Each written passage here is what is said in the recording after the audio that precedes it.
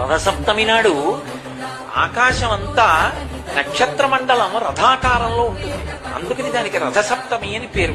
ప్రతి సప్తమి తిథి నాడు సూర్యకాంతి చాలా విశేషంగా ఉంటుంది.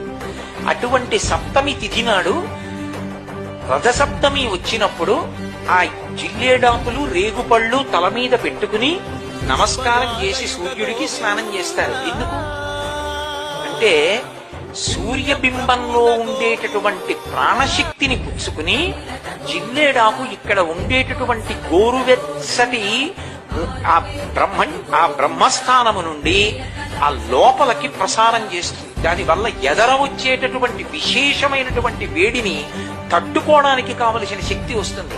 రేగుపండుకి ఓ లక్షణం ఉంది, పీడ తీస్తుంది. అందుకే పిల్లలకి భోగి పండగ నాడు చిల్లర పైసలతో కలిపి రేగుపండుకు వస్తారు.